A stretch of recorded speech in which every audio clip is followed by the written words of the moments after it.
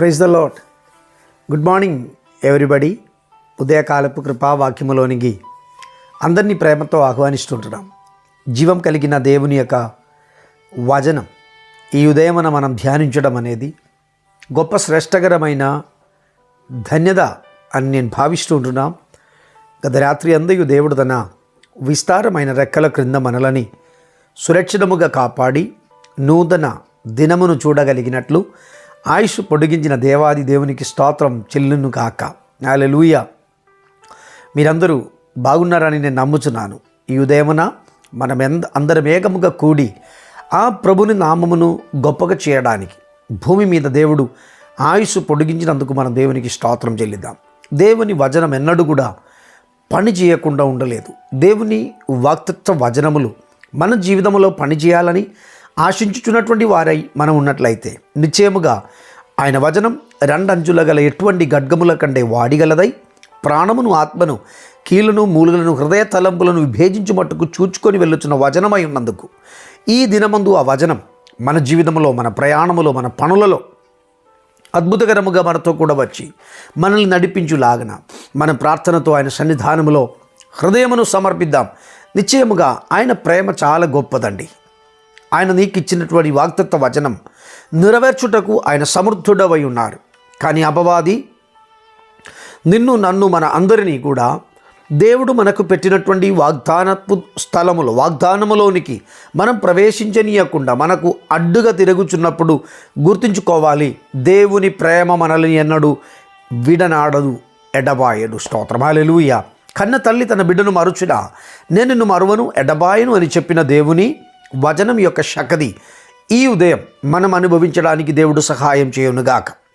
అన్నయ్యల యొక్క క్షేమం తెలుసుకోవడానికి తండ్రి గారు ఇచ్చినటువంటి ఆ రొట్టెలను పట్టుకొని వెళ్ళినటువంటి దావీదు మనందరికీ తెలిసినటువంటి ఒక వ్యక్తిత్వమే.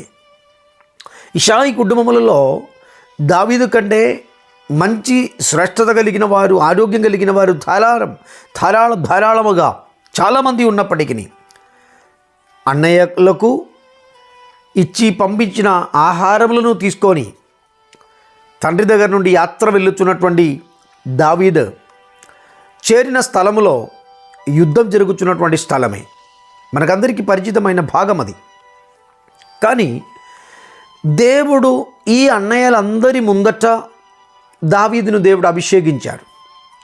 ఆ అభిషేక తైలం పొందిన, అభిషేకంతో నింపబడిన ధైర్యం కలిగినటువంటి దావీదు రాబోయే దినంలో ఏమవుతుందో అనేది తెలుసుకున్నటువంటి వాళ్ళే సొంత సహోదరులు. ఎందుకంటే అలనాడు షమూయేల్ ప్రవక్త ఒక్క వ్యక్తిని అభిషేకం చేసినట్లయితే అతడు ఇశ్రాయేల్ ప్రజలకు రాజు అని నిర్ణయింపబడినటువంటి సమయమే. కానీ ఈ అన్నయ్యలు సొంత సహోదరుడు రాజుగా మారాలని కోరే వాళ్ళైతే కాదు. ఎందుకంటే ఆ స్థలములో యుద్ధ రంగంలోనికి వెళ్ళినటువంటి దావీదుతో అన్నయ్యలు అన్నారు, నీవెందుకు వచ్చినావు ఇక్కడికి? యుద్ధం చూడడానికి వచ్చినావా? నీకు తండ్రి ఇచ్చినటువంటి గొర్రెలను నీవెవరికి అప్పగించి వచ్చావు? నానా రకాలైనటువంటి ప్రశ్నలు వేసి అతన్ని డిస్కరేజ్ చేయడానికి ప్రయత్నించారు. దావీదు ఒక్కటేసారి అడిగాడు, ఈ విరోధి అయిన ఫిలిష్తీయుడైన గోలియాతును చంపువారికి షౌల్ రాజు మీరేమిస్తాడని చెప్పి ఉన్నారో నాకు కూడా చెప్పండి.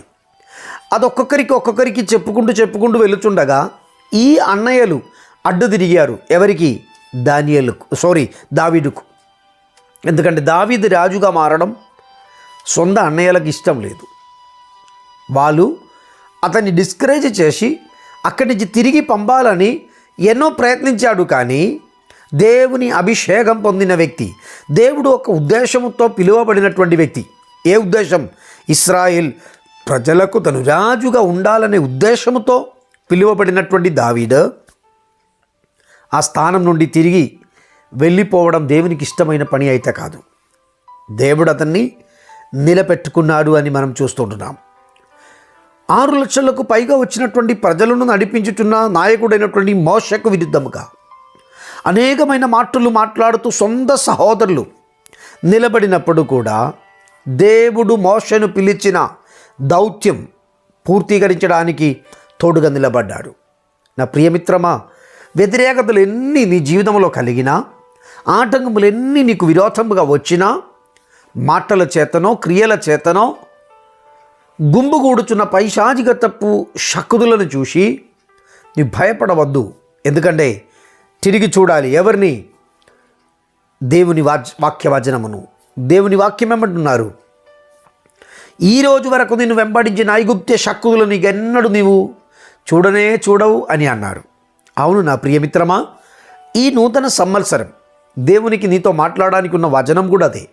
ఎందుకంటే 2025లో నిన్ను బాధించిన, నిన్ను వేధించిన, నిన్ను కలవరపరచిన, నిన్ను తారుమారు చేయడానికి ప్రయత్నం చేసినటువంటి సమస్యలను ఇక నీవు నీ కంటికి కనబడకుండా చేయదగిన దేవుడవు నీతో కూడా ఉన్నాడు. నీ వ్యాపారములో, నీ కుటుంబ జీవితంలో, నీ ఆత్మీయ జీవితంలో, నీ వ్యక్తిపరమైన అనుభవంలో దేవునితో బంధం కలిగి నిలబడగలిగినట్లయితే పరిశుద్ధాత్మ దేవుడు తను చెప్పిన వాగ్దత్త వచనమును నెరవేర్చి వరకు నీకు తోడుగా ఉండి నడిపిస్తాడు. స్తోత్రం. ఈ ఉదయం మోషకు విరుద్ధముగా మనుషులు మాత్రం కాదు, ప్రకృతి కూడా విరుద్ధంగా నిలబడ్డారు. నీళ్లు లేకుండా దూపు వర్ధుల చేసి, ఎండవేడిని వర్ధుల చేసి, చివరిగా ఎర్ర సముద్రమును అడ్డుపెట్టుకొని ఎన్నెన్నో ఆటంకములు కలిగినప్పుడు కూడా దేవుడు పిలిచిన దేవుడు నమ్మటగిన దేవుడు. నా ప్రియమిత్రమా, ఈ ఉదయం నీ ప్రార్థన వ్యర్థం కాదు, నీ కన్నీలు వ్యర్థం కాదు. నీవెదురు చూచుచున్నటువంటి అనుభవం కలిగిన వ్యక్తివై, నీ నిరీక్షణ కలిగిన వ్యక్తివై దేవుని సన్నిధానంలో కన్నీలు విడిచి ప్రార్థన చేయగలిగినట్లయితే నిశ్చయముగా దేవుడు నీ స్థితికి ఒక నూతనమైన మలుపును త్రిప్పుతారు. హల్లెలూయా. మనుషులు కాదండి, దేవుడు తన హస్తము చేత నీ చేతులు పట్టుకొని నడిపింపబోచున్నారు. అవునండి, దేవునికి నీ మీద ఒక ఉద్దేశం ఉన్నట్లయితే నీవు దేవుని విడిచిపెట్టి ఎంత దూరం పారిపోయినను ఆయన నిన్ను తిరిగి ఆయన సన్నిధికి నడిపిస్తాడు. హల్లెలూయా.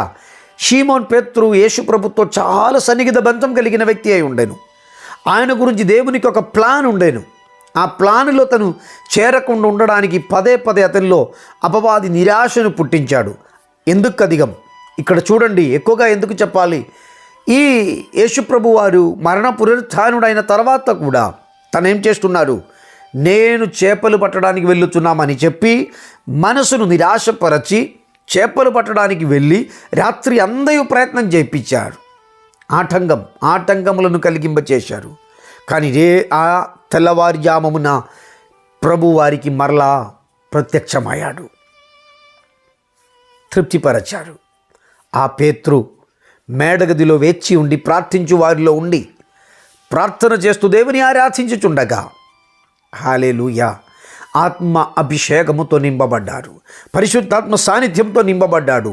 పరిశుద్ధాత్మ సాన్నిధ్యంతో నింపబడిన పేతురు లేచి నిలబడి ప్రసంగం చేయగానే మొదటి ప్రసంగములో 3000 మంది ప్రభులోనికి నడిపింపబడ్డారు. హల్లెలూయా. ఈ ఉదయకాల సమయం నా ప్రియమిత్రమా, నీవు నిరాశ చెందవద్దు. సహోదరి, నీవు నిరాశ చెందాల్సిన వ్యక్తి కాదు. నీకున్న క్రైసిస్, నీకున్న ఇబ్బందులు, నీకున్న ఇరుకాటములు, నీకు విరోధముగా మాట్లాడుతున్న మాటలపు స్వరములన్నీ నీ చెవిలో వినబడుతున్నప్పుడు గుర్తుంచుకోవాలి, దేవునికి నీ ఎడల ఒక ప్లాన్, పద్ధతి ఉంటుంది. వాటిని నెరవేర్చుటకు ఆ దేవుడు సమర్థుడవై ఉన్నాడు. ఆయన ఎన్నడూ నిన్ను చేయవిడుబడు, ఎన్నడూ నిన్ను ఎడపాయడు. గమ్యం చేరేదాకా నీకు తోడుగా, నీడగా, అండగా ఉండి నడిపించడానికి ఆయన సమర్థుడవై ఉన్నాడు.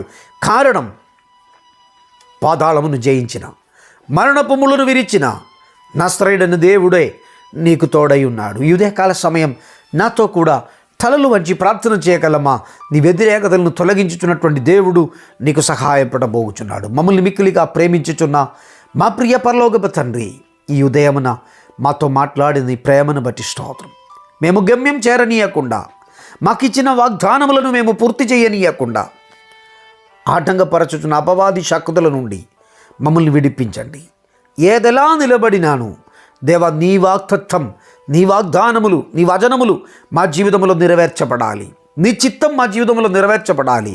ఈ ఉదయమున నాతో కూడా ఏకీభవించి ప్రార్థించుచున్న ప్రతి వారి నిమిత్తమై స్తోత్రం. వారి కుటుంబాలను దీవించండి, వారి వ్యాపారములను దీవించండి, వారి చదువును దీవించండి, వారి కెరియర్ను దీవించండి. సమస్త విషయమునందు దేవా నీ బలమైన హస్తం తోడుగా ఉండి జయం అనుగ్రహించాలని మనసారా కోరుతూ ఈ పగలందయు నీ విస్తారమైన రెక్కల నీడలో మేము నివసించగలిగినట్లు కృప చూపుమని ప్రభునామమున ప్రార్థించి వేడుకుంటున్నాం పరమ తండ్రి. Amen. God bless you and bless you. దేవుడు మిమ్మల్ని, మీ కుటుంబమును, మీ తరములను ధారాళంగా దీవించి ఆశీర్వదించునుగాక. వ్యత్యస్తమైన సందేశములు ప్రతిదినం మీకు దొరకాలని మీరు ఆశించినట్లయితే ఛానల్ సబ్స్క్రైబ్ చేయండి, బెల్ ఐకాన్ నొక్కండి. ప్రార్థన విన్నపములను మాకు తెలియచేయండి, మీ అభిప్రాయములు మాకు తెలియచేయండి. దేవుడు ధారాళముగా దీవించి ఆశీర్వదించునుగాక. God bless you.